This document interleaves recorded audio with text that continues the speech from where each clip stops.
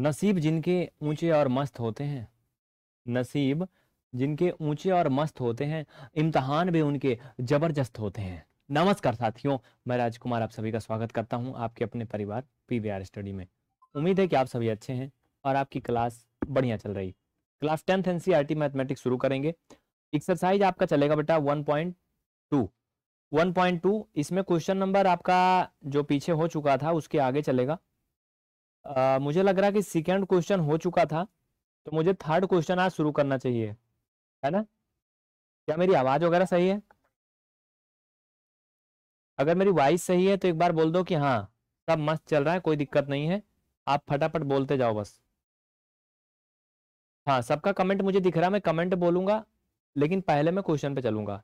तो देखो बेटा, मेरे भाई मेरे बाबू, क्वेश्चन नंबर थर्ड आप देखो। एनसीईआरटी किताबें लिए होंगे। किसी कारण से मैं स्क्रीन पर क्वेश्चन तो नहीं दिखा पा रहा हूँ, लेकिन मैं पढ़ दे रहा हूँ। अगर आप ध्यान से सुनोगे तो आप मेरी बात सुन के क्वेश्चन लिख सकते हो, ठीक है? तो कक्षा 9 की एनसीईआरटी बुक है ये, मैं जो क्वेश्चन पढ़ रहा हूं, आप ध्यान से सुनो सभी, ठीक है मेरे भाई? सुनो। सॉरी, कक्षा 9 नहीं यार, कक्षा 10 है। ऊपर 10 ही लिखा हूं ना। कह रहा कि अभाज्य गुणनखंड विधि द्वारा, अभाज्य गुणनखंड विधि द्वारा निम्नलिखित पूर्णांकों के एचसीएफ और एलसीएम ज्ञात कीजिए। ये किताब है एनसीईआरटी। अभाज्य गुणनखंड विधि द्वारा निम्नलिखित पूर्णांकों के एलसीएम और एचसीएफ ज्ञात कीजिए। इसका फर्स्ट पार्ट है मेरे भाई 12, 15 और 21। देखो बच्चों, इसके पहले की 5 क्लास पीवीआर स्टडी 3.0 चैनल पर चली है, तो ये बात आप नहीं भूलना। इसके पहले की 5 क्लास जो है वो पीवीआर स्टडी चैनल नंबर 3 पे चली है। इसको मैं साइड में छोटा करके लगा दे रहा हूँ। ये क्लास रेगुलर इसी चैनल पे चलती है, ये बात आप याद रखना। लेकिन शाम को 7 बजे चलती है ये, ठीक है बाबू? ये चीज इसमें गलत है बस।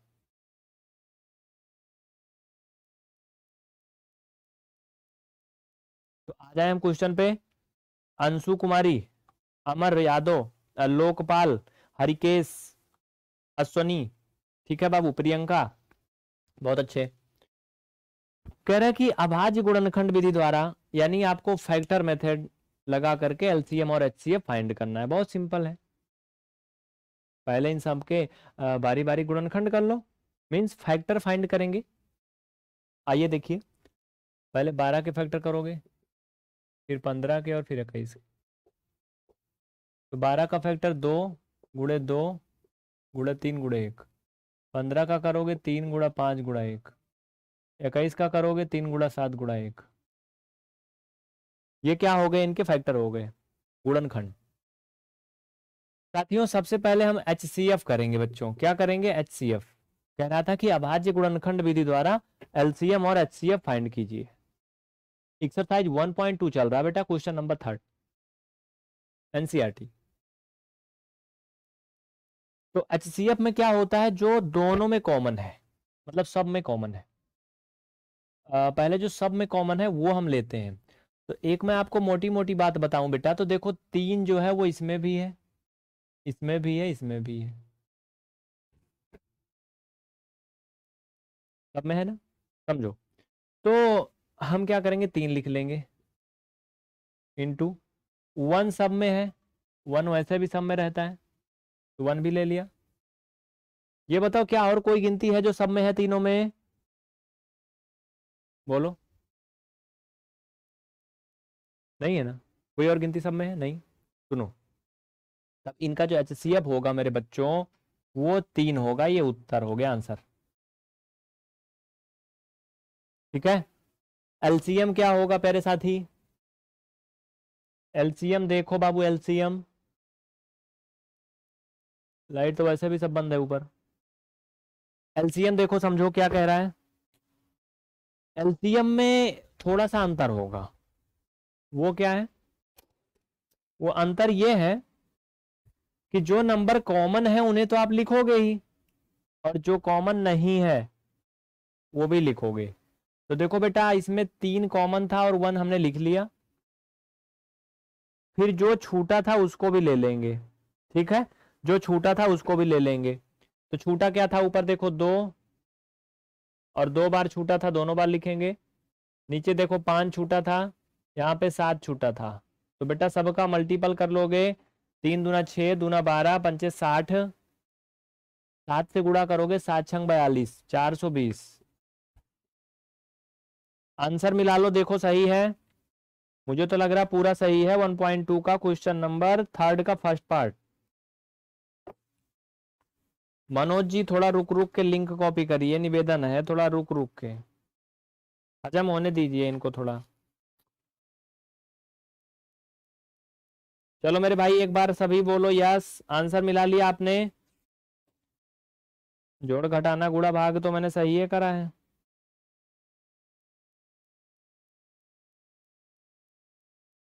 क्वेश्चन नंबर 3 है, सही है, गलत कैसे हो जाएगा, गलत हो ही नहीं सकता है। अमर यादव, हाँ तो बच्चों ये क्वेश्चन खत्म हुआ पहला। तो मैं आपको बताऊं, डेली क्लास के लिए आप पीवीआर स्टडी को टेलीग्राम पे जरूर ज्वाइन करो। बेटा टेलीग्राम पे मैं डेली लिंक भेजता हूँ, टेलीग्राम पे पीवीआर स्टडी ज्वाइन कर लोगे तो सब मिलेगा। कैसे ज्वाइन करते हैं उसके लिए आप किसी से पूछ लो, class PVR study class 9 search करोगे तो टेलीग्राम पे मिल जाएगा। सेकंड पार्ट में आओ, कह कि 17, 23 और 29, 17, 23 और 29 ये थोड़ा कम आसान है। 17 ले लो, 23 ले लो, 29 ले लो, ये तीनों खतरनाक है मेरे भैया। इनके फैक्टर 17 गुणे 1 होगा, ये 23 गुणे 1 होगा, 29 गुणे 1 होगा, HCF1 होगा बिना कुछ किए।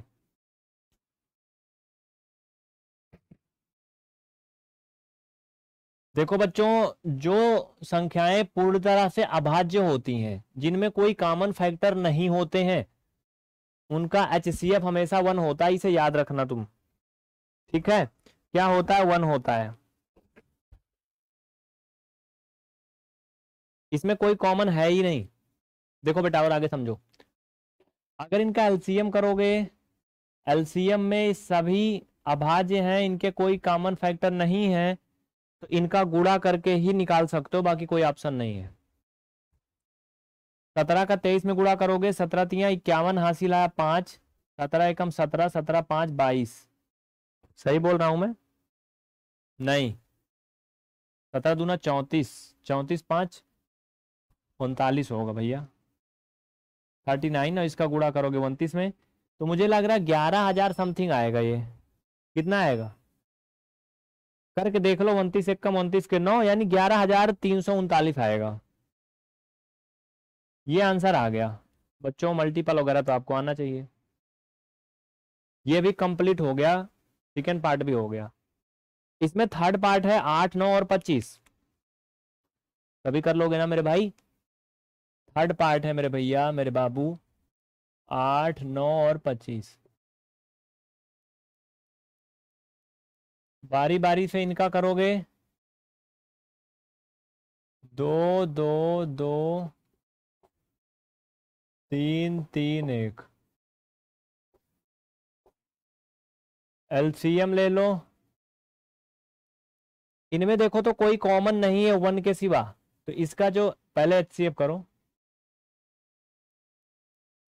HCF1, एलसीएम में देखो बच्चों सब अलग अलग तरह की गिनती है ना, तो क्या करोगे भाई, सिंपल सी बात है, इनमें कोई अगर कॉमन फैक्टर नहीं है, अगर तुम ध्यान से देखो तो सब में, क्यों, क्या कोई ऐसे गिनती है जो केवल 2 में कॉमन हो, तीसरे में ना हो? ये भी होता है, अगर 2 में कॉमन है तब भी उन्हें यहाँ एक के बार लिखा जाता है। जरूरी नहीं कि वो तीनों में कॉमन हो, लेकिन 2 में भी कोई कॉमन नहीं है, तो सबका गुणा कर लोगे, तो क्या करोगे, सबका गुणा ही इसका आंसर होगा, कुछ लिखो या ना लिखो। 8 गुणे 9 गुणे 25, तो मेरे भाई ये हो जाएगा 72, ये 25, 25 दूना 50, हासिल आया 5, और 25 सत्ते 175, काय को 25 छक्का 150 होता है, 175 और 5 180, ये आंसर आ गया 1800।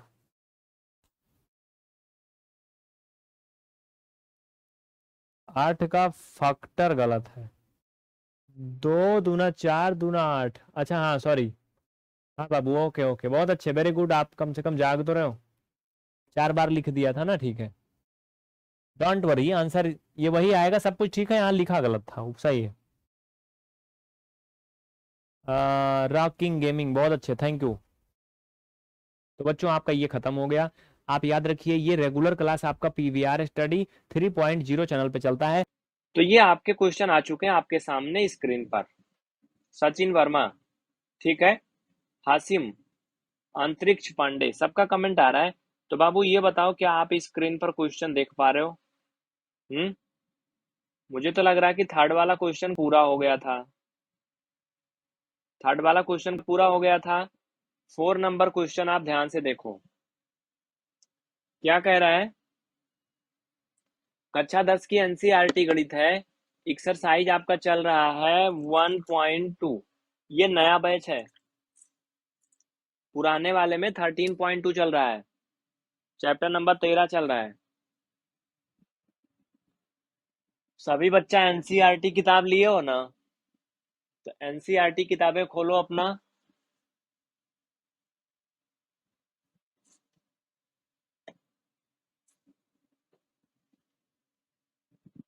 देखो बेटा अब क्वेश्चन पे चलते हैं। क्वेश्चन कह रहा है कि HCF 306 एंड 657 बराबर 9 दिया है तो एलसीएम ज्ञात कीजिए। बहुत आसान है, बहुत ही सिंपल है ये। मैं इधर साइड में पहले लिखूंगा। लाइव नंबर कौन सा बेटा? ये लाइव नंबर 7 है। Live number 7।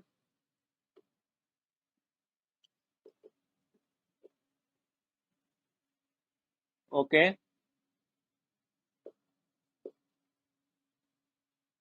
3 तक हो चुका है। 4 नंबर से करो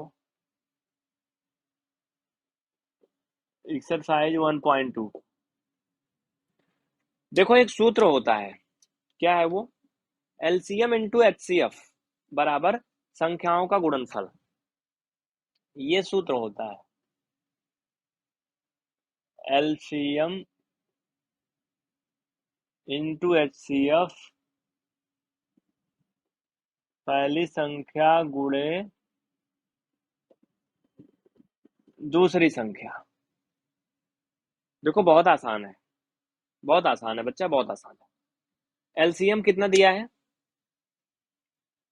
आपको? स्क्रीन पर एक क्वेश्चन दिख रहा है जिसमें कुछ दिया है। कह रहा है कि इसका एचसीएफ 9 दिया है, एलसीएम फाइंड करना है। Means I don't know LCM, यानी हमें एलसीएम नहीं पता है। चलो तो एलसीएम नहीं पता है तो एलसीएम ऐसे रहने देंगे, एचसीएफ की जगह पे 9 रखेंगे। पहली संख्या और दूसरी संख्या मेरे भाई 306 है पहली संख्या, दूसरी संख्या 657 है। बोलो यही है ना? रख दो आंसर आ गया आपका। कितना आसान है। एलसीएम ये 306 इंटू 657। इधर ये मल्टीपल में है, इधर आएगा भाग में हो जाएगा। आप 9 से इसको डिवाइड कर दो, इतना तो सबको आता है। तो ये 9 त्रिक 27, 9 चौक 36 इक्वल आएगा 34 इंटू 657। देखो बेटा मेरे साथियों, आप इनका गुणा तो कर ही लोगे, गुणा करना तो तुम्हें आता है। ये आएगा 22,338 समथिंग। अगर आपको मल्टीपल वगैरह नहीं आता तो आप पीवीआर स्टडी ऐप में जाके जीरो लेवल ज्वाइन करें। और एक चीज ध्यान रखें, पढ़ना है सीखना है तो क्लास छोड़ के नहीं जाना। एक बार सभी साथी बोलो समझ में आ गया तो यस, फटाफट। नहीं आया तो नो। बोलो ईमानदारी से, लेकिन बोलो जरूर, कमेंट करो। हाँ मैं सबको देख रहा हूँ। Yuvraj Kumar, H gaming, rocking gaming, ये नाम है इनके गेमिंग वाले सब। एकदम महारथी हैं, लॉकडाउन में पूरा सब निपुण हो गए हैं। नीचे आंसर छुप गया क्या? 1 मिनट यार, बोलना चाहिए रे बाबा, ये गड़बड़ काहे को करता है। चलो आंसर छिप गया था, वैसे मैं मुंह से बोला था, आपने सुना होगा। स्क्रीनशॉट लो फटाफट, फटाफट स्क्रीनशॉट लो और खटाखट हम लोग आगे बढ़े। चलो नेक्स्ट क्वेश्चन स्क्रीन पर बहुत जल्दी, 5 नंबर। इसमें जांच पड़ताल करनी है। क्या कह रहा है? कह रहा है कि जांच कीजिए। देखो मैं फिर से समझा देता हूं, ऊपर वाला कुछ बच्चे सवाल उठा रहे हैं कि नहीं समझ में आया, तो देखो बेटा फिर से समझ लो तुम। पहले तो स्क्रीन पर क्वेश्चन देखो, नीचे लिखा है। कह रहा है कि HCF बराबर 9 दिया है और एलसीएम ज्ञात करना है। संख्याएं भी कोष्ठक में दी हैं। तो एक सूत्र होता है कि दो संख्याओं का एलसीएम और HCF का गुणा करने पर वही संख्या प्राप्त होती है जो उन दोनों संख्याओं का गुणा करने पर मिलता है। ठीक है, सुनो। तो एलसीएम हमें निकालना था, हमने इसको ऐसे लिख दिया। HCF हमें 9 दिया था क्वेश्चन में, देख लो मैंने 9 रख दिया। पहली संख्या बेटा 306 है, दूसरी 657 है, मैंने वैसे लिख दिया। इसमें कोई बुराई किसी को नहीं ना? कुछ समझ में आया? अगली लाइन में हमने एलसीएम को वैसे फिर लिख दिया और गुणा करने पर इधर साइड में चिन्ह दिख रहा है ना आपको, ये उधर पक्षांतर कर दिया, ट्रांसफर कर दिया, तो भाग में आ गया नीचे। और उसके बाद क्या किया बेटा, 9 से 306 में भाग किया, तो भाग करके तुम देख लो 34 आएगा, शेषफल 0 आएगा। अब इतना भाग भाग तो तुम कर ही लोगे, अब ये भी नहीं जानते हो तो 9th में काहे आ गए हो? फिर जाओ कक्षा 2 में पढ़ो। अब सुनो, इसको भाग किया तो 34 आया, मैंने 34 यहाँ लिख दिया और 657 को वैसे प्यार से इज्जत के साथ लिख लिया। इन दोनों का गुणा किया तो इतना आ गया, हो गया। इसमें समझना क्या है? अब एक बार सभी बोलो, आया समझ में? ईमानदारी से बोलो यस। पक्का समझ में आ गया? No doubt? नहीं?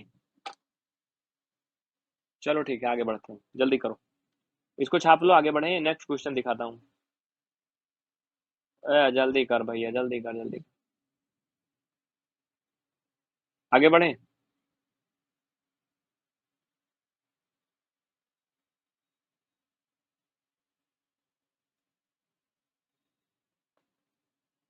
सबको समझ में आ गया? चलो ठीक है, अच्छी बात है। 5वां नंबर क्वेश्चन देखो क्या कह रहा है। क्वेश्चन स्क्रीन पर दिख रहा, नीचे देखो, ध्यान से देखो, ताको ताको ताको, दिख रहा है। कह रहा है कि जांच कीजिए क्या किसी प्राकृतिक संख्या, मीन्स आप इनकी क्या करिए, प्रूव करिए एक प्रकार से, कि कोई भी नेचुरल नंबर मीन्स प्राकृतिक संख्या जो होती है वो n के लिए, संख्या 6 की पावर n अंक 0 पर समाप्त हो सकती है। ये आपको क्या करना है, जांच करना है। आइए जांच पड़ताल करके देख लेते हैं क्या होता है इसमें। चलो बेटा भाई, देखो एक चीज तो ये समझो कि ये पॉसिबल है नहीं। ये पॉसिबल क्यों नहीं है? क्योंकि ये कह जो रहा है वैसा होता कुछ नहीं है। कह रहा कि कोई भी प्राकृतिक संख्या के लिए 6 की पावर जो n है वो अंक 0 पर समाप्त होगी, तो ऐसा तो मुझे नहीं लगता संभव है। लिखो 5वां नंबर का हल लिखो। मेरे ना यहाँ दाना निकला मुंह में, इसलिए मैं कुछ टाल मटोल कर रहा हूँ। लिखो, यदि कोई संख्या 0 पर समाप्त होगी तो उसका गुणनफल 2 गुणे 5 होना चाहिए। पक्का होना चाहिए नहीं?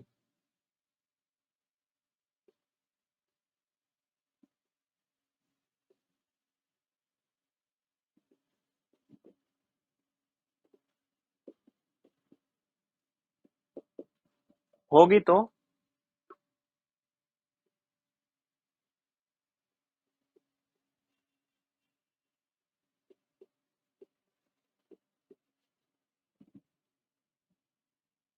2 गुणे 5 होना चाहिए। बोलो, 0 पर कब समाप्त होगा? 2 गुणे 5 करोगे यानी 2 पंचे 10, तभी होगा ना। अब कहोगे कि 2 गुणे 5 क्या कर रहे हो, बताता हूँ अभी, देखो सुनो। एक्चुअली में क्या है मेरे भाई, अगर 6 का आप गुणनखंड करोगे तो 2 गुणे 3 आएगा ना, 2 गुणे 3 आएगा ना। हम्म। और इसको अगर तुम और कुछ करना चाहो तो 6 गुणे 1 कर लो। 1 गुणे 6 कर लो। क्या और कुछ कर सकते हो क्या? नहीं ना। सुनो, क्वेश्चन में कह रहा है कि बताओ 6 की पावर n जो है वो अंक 0 पर समाप्त तो होगी। तो 0 तो और भी कई तरीके से लाया जा सकता है। 6 गुणे 5 करके भी 0 लाया जा सकता है लास्ट में, मतलब 30 आएगा। हाँ, 10 गुणे 5 करके भी 0 लाया जा सकता है, 50 आएगा। लेकिन ये सब अलग हो जाएगा। हमें जो करना है वो इसी फॉर्म में करना है, केवल 6 को ध्यान में रख के चलना है। समझ रहे हो ना? जो 6 के गुणनफल आ रहे हैं, ये सॉरी फैक्टर आ रहे हैं, उन्हीं को ध्यान में रख के चलना है। ऐसा नहीं कि कुछ भी करके गुणा कर दो, 0 ला दो बस। नहीं, इन्हीं के आसपास चलना होगा। तो इनके आसपास अगर चलोगे तो 2 गुणे 5 करने पर ही 0 आएगा, बाकी और किसी भी स्थिति में 0 आएगा ही नहीं। क्या करवाएगा? बोलो, मैं क्वेश्चन हटा देता हूँ स्क्रीन से, अब इसका काम खत्म। बता रहा हूँ। सचिन वर्मा, ठीक है। Bridge Mohan Kumar, okay. इतना लिखो जल्दी से। देखो लिख लो, मैं फिर समझाऊंगा, ये क्वेश्चन थोड़ा समझने लायक है। देखो बेटा, इसमें समझना बहुत ज्यादा है। टाइम दोगे तभी समझ में आएगा। लिखो, इतना हो गया। ये होना चाहिए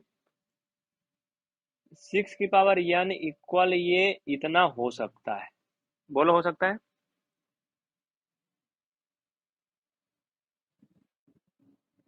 इतना हो सकता है ना?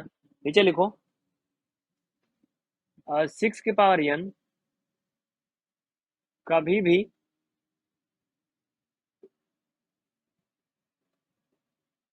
शून्य पर समाप्त नहीं होगा, क्योंकि इसका गुणनफल गुणनखंड 2 गुणे 3 है।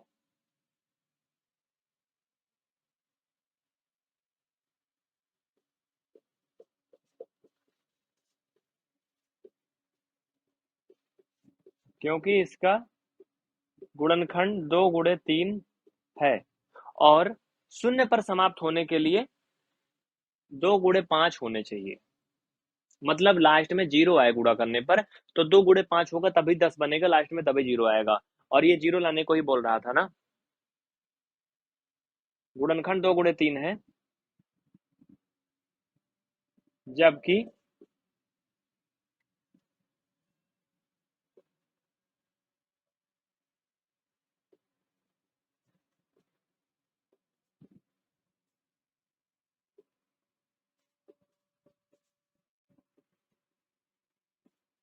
शून्य पर समाप्त होने के लिए 2 गुणे 5 होना चाहिए।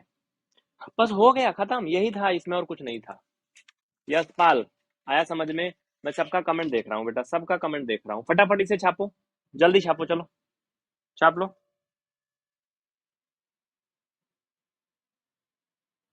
शून्य पर समाप्त होने के लिए 2 गुणे 5 होना चाहिए। जल्दी छापो, आगे बढ़े।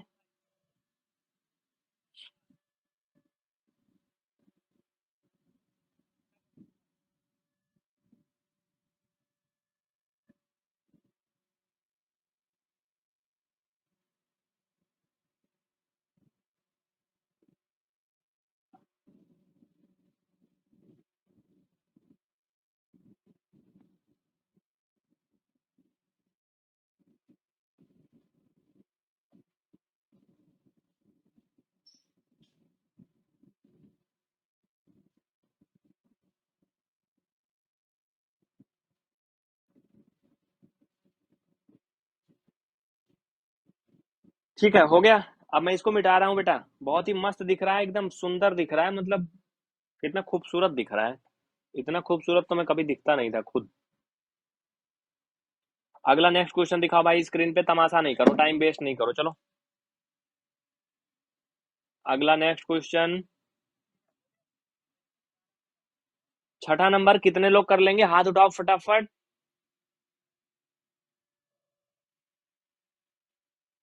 चलो, कर लोगे ना? मेरे यहाँ दाना निकला है एक अंदर में, इसलिए मैं ऐसे करता हूँ कभी कभी। तो आप लोग ये मत सोचना कि मुझे बिरा रहे हैं, चिढ़ा रहे हैं। यशपाल बोल रहे हैं हो जाएगा। अच्छा, बहुत सुंदर हो आप लोग, कितने अच्छे हो यार।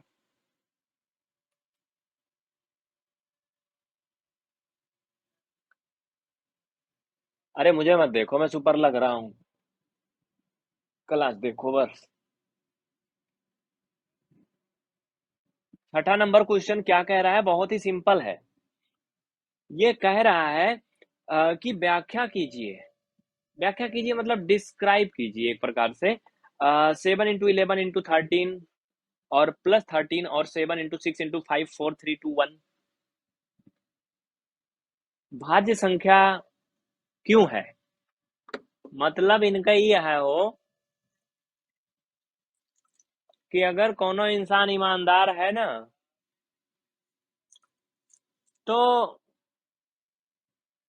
उसको सिद्ध करना है कि मैं ईमानदार हूं, नहीं तो लोग कहेंगे तुम चोर हो। तो देखो इनको हम चोर से ईमानदार सिद्ध करके दिखाते हैं। चोर से ईमानदार सिद्ध करके दिखाते हैं, बड़ा आसान है ये। चलो भाई रे बाबा, आजा जल्दी से, आजा आजा। और एक चीज सुनो, क्लास छोड़ के नहीं जाना बीच में। छोड़ के ना जाना, तुम वादे हजार करके आए हो तुम मेरी जिंदगी में, तुम बहार बन के। गाना सही है मेरा कि नहीं? कभी कभी गाना चाहिए। चलो सुनो क्वेश्चन नंबर 6। देखो बेटा क्वेश्चन में है क्या भाई, कहाँ गया रे बाबा, निकल जा निकल जा, 1 मिनट। हाँ ये कमेंट दिख रहा है। जुल्फिसा बानो कमेंट आ रहा है आपका। राज यादव आपका भी आ रहा है। चलो चलो चलो, देखो देखो देखो। 2 नंबर दिए गए, दोनों को बगल बगल में करेंगे हम लोग, साइड साइड में। पहले तो ये भाज्य संख्या की बात किया, तो पहले इसे समझ लो।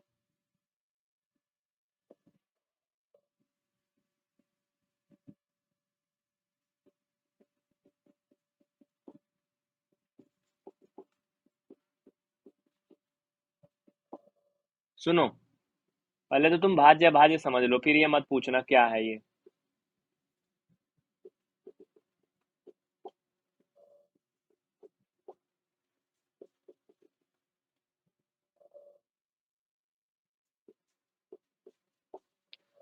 देखो बेटा, अरे हट जा, ये नहीं है।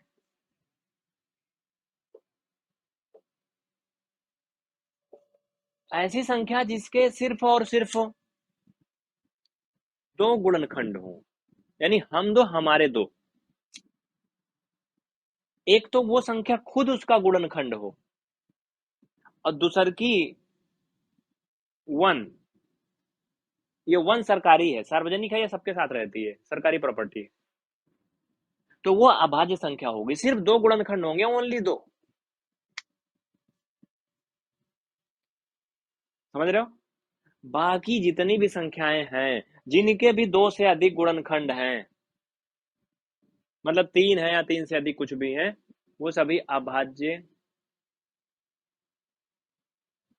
होती, सॉरी भाज्य होती हैं। क्या होती हैं? भाज्य होती हैं, ठीक है। सभी समझ गए ना? समझ गए? तो सबसे छोटी जो भाज्य संख्या होती है बेटा, एक चीज मैं क्या बता रहा था यहाँ पे, तो मैं कुछ और चीज बता दिया फिलहाल। ये कुछ और चीज बता दिया, ये मेन सही है। देखो एक्चुअली में क्या है कि वो संख्या जो जितनी संख्याओं से कट जाए उसके गुणनखंड होते हैं, ये तो अभाज्य गुणनखंड कर दिया, इससे मतलब नहीं। यहाँ सिर्फ गुणनखंड से मतलब होता है, अभाज्य गुणनखंड नहीं। ये अभाज्य गुणनखंड किया मैंने इधर, तो समझो ये कुछ अलग चीज हो गया। समझो समझो समझो।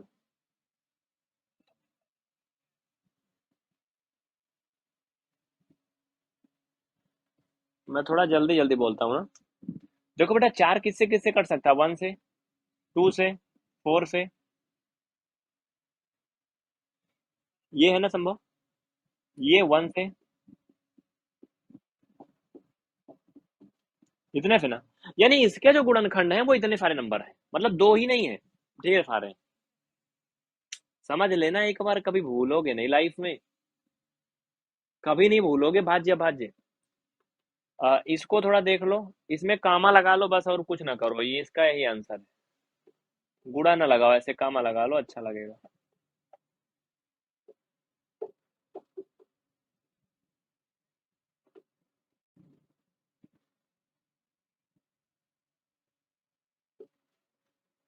हो गया बात? डन, बोलो, हो गया ना।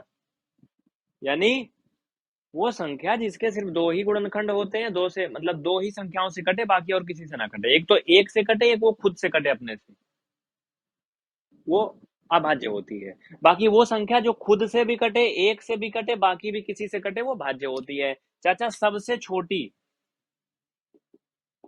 याद कर लेना,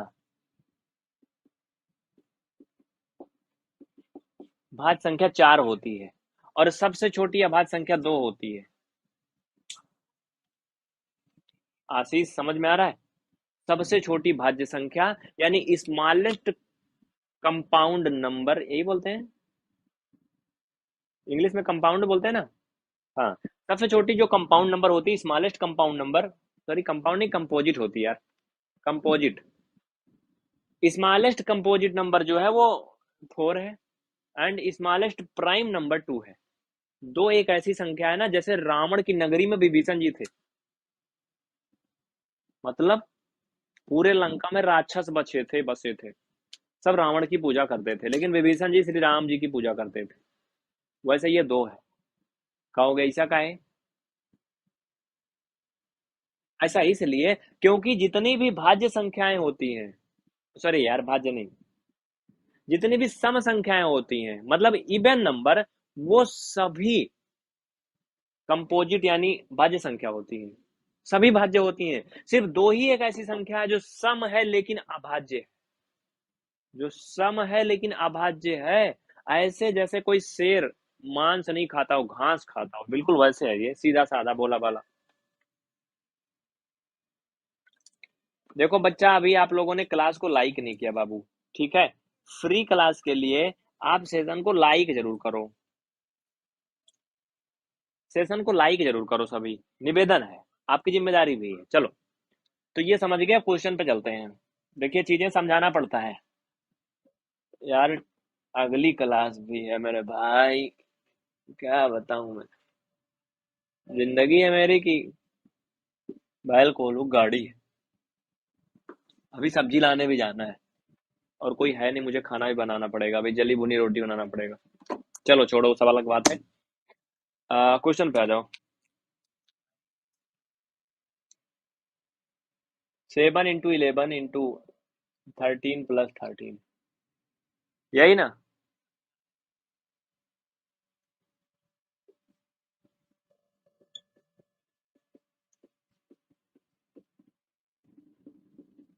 इधर दिख रहा साइड में कि छूट रहा है कुछ? 1 मिनट मुझे देखने दो, साइड में दिख रहा है? हाँ बहुत अच्छा दिख रहा है यार, सुंदर दिख रहा है। चलो ठीक है, अब मैं क्वेश्चन स्क्रीन से हटा सकता हूँ। सही लिखा हूँ? ठीक है। कह रहा था कि इसको सिद्ध करो, प्रूव करो, इसको डिस्क्राइब करो, व्याख्या करो कि ये भाज्य क्यों है। मतलब कोई ईमानदार है तो सिद्ध करो कि ईमानदार क्यों है, भाई तुम चोर काहे नहीं है, ये सिद्ध करके दिखाओ। देखो पहले इसमें 13 कॉमन लो, यही बचेगा, और इसमें 5 कॉमन ले लो,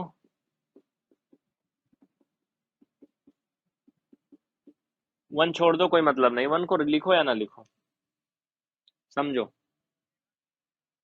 11×7 = 77, 1 78, 13 × 78 आएगा। इनको गुणा कर लो मेरे भाई, हमें लगता है 1008 आएगा। फाइनल में क्या आएगा जानते हो? 1009 ना? क्या कह रहा था कि सिद्ध करो फलाने लोग भाज्य क्यों है।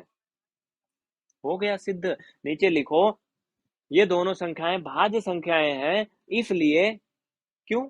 क्योंकि इनका जो गुणा करके तुम पाओगे कोई एक संख्या मिलेगी ना, चाहे तो कर लो, लेकिन इसके ऑलरेडी दो फैक्टर दिख रहा है ऑलरेडी ना, गुणनखंड दिख रहा है ना। इसको मैं ऐसे भी तो कर सकता हूँ, 13 गुणे 6। हाँ, तो अगर एक से अधिक फैक्टर मिल जा रहे हैं मतलब ये भाज्य है, ठीक है? समझ रहे हो? इसको भी चाहो तो गुणनखंड कर लो। 2 से अधिक फैक्टर मिल गया मतलब वो भाज्य है, यानी इनका जो गुणा करके तुम पाओगे, देखो तो इसका भी अभी तोड़ सकते हो अलग अलग ना, तो नीचे लिख दो उपरोक्त संख्याओं के एक के सिवा और भी गुणनखंड हैं। उपरोक्त संख्याओं, नीचे लिखो, लिखो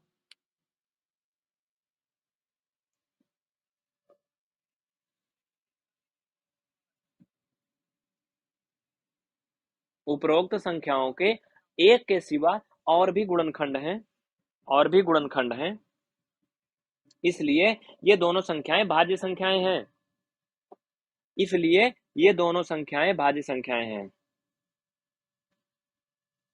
राज यादव आ रहा समझ में, बातें समझ में आ रही? तो बेटा छठवां हो गया, 7वां नंबर एक क्वेश्चन और बचा यार, उसको भी फटाफट कर लो, जल्दी करो, 7वां करो, ये खत्म हो।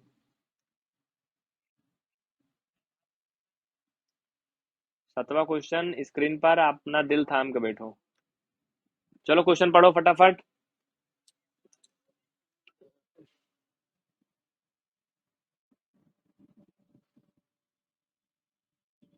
कोई प्रकार की इंक्वायरी के लिए इस नंबर पे व्हाट्सएप कर सकते हो।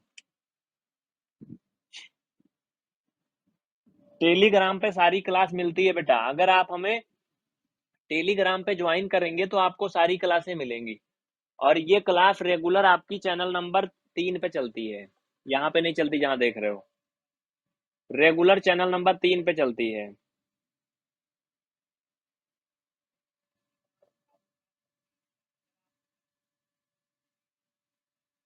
ऊपर देखो नोटिफिकेशन लगा दिया हूँ, रेगुलर चैनल नंबर 3 पे चलती है।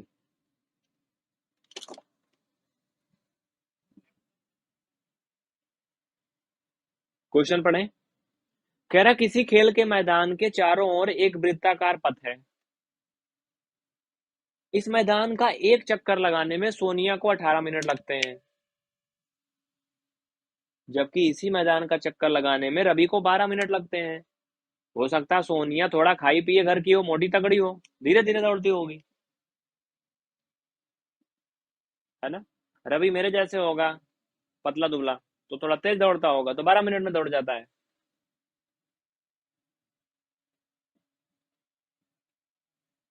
मान लीजिए वे दोनों एक ही स्थान से और एक ही समय पर दौड़ना प्रारंभ कर दें, तो एक ही स्थान, एक ही समय और एक ही दिशा में, सुनो, एक ही स्थान, एक ही समय और एक ही दिशा में चलना प्रारंभ करें या दौड़ना प्रारंभ करें, तो कितने समय बाद वह पुनः प्रारंभिक स्थान पे मिलेंगे। भाई रवि तो तेज दौड़ेगा, सोनिया धीरे धीरे दौड़ेगी, तो क्या होगा, आगे पीछे हो जाएंगे लोग, लेकिन फिर कितनी देर बाद फिर इकट्ठा मिल जाएंगे। अब मिलेंगे कब इकट्ठा? भाई सीधी सी बात है, इकट्ठा तब मिलेंगे जब दोनों लोग दौड़ेंगे, मतलब जैसे मान लो यहाँ शुरू किए, अब रवि तेज दौड़ेगा, ऐसे जाके फट से घूम के चला आएगा, सोनिया अपना कुत्ती रह जाएगी क्योंकि वो थोड़ा धीमे दौड़ रही, तो समझ रहे हो, समझ गए ना। तो इसको ऐसे समझो, ये वृत्ताकार खेल का मैदान है, इसके चारों ओर जो है ट्रैक, वो जॉगिंग पथ बना हुआ दौड़ने वाला, समझ रहे हो। इसके किनारे किनारे क्या है, जो लोग प्रयागराज से हैं आपने देखा होगा चंद्रशेखर आजाद पार्क में बना हुआ है, इस पे ऐसे ऐसे दौड़ा जाता है, किनारे किनारे रेड कलर का है ना, देखियो इस पे दौड़ा जाता है, समझ गए। किसी ने देखा है इसे, जहाँ पे कोई गोला गोला दौड़ने वाला मैदान बना हो, फील्ड, उस पे लोग दौड़ने जाते हो लड़के लड़कियां? लिखो, इसका हल लिखो, यहाँ दिख रहा मेरे भाई, क्वेश्चन नंबर 7 है 1.2 का। लिखो सोनिया को लगा समय बराबर 18 मिनट, सोनिया को लगा समय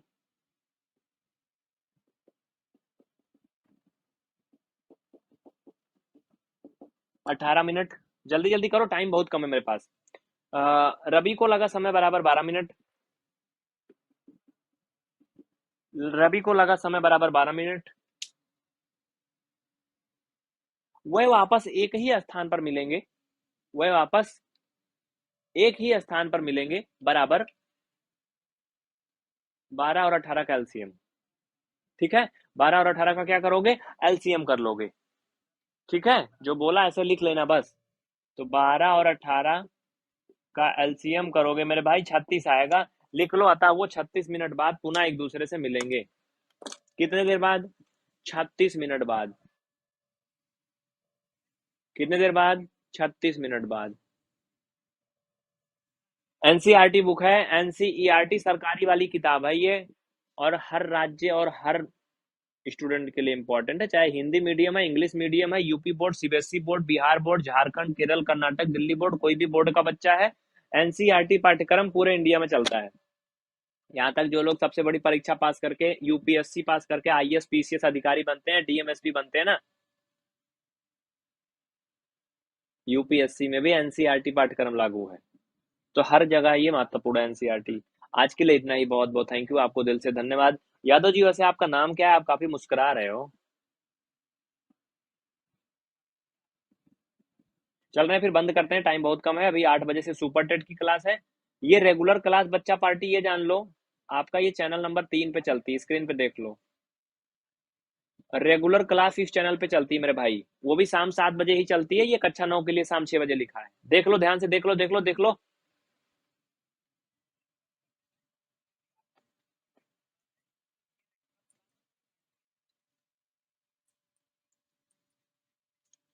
ये क्लास आपकी चैनल नंबर 3 पे चलती है, रेगुलर। अगर हो सकता है कल आपको ना मिले इस पे, तो ये मत कहना कि मुझे तो नहीं मिल रही काहे को, क्योंकि मेन चैनल आपका यही है 9 10th के लिए। ये जहां पे जुड़े हो, ये 9 10th के लिए नहीं है।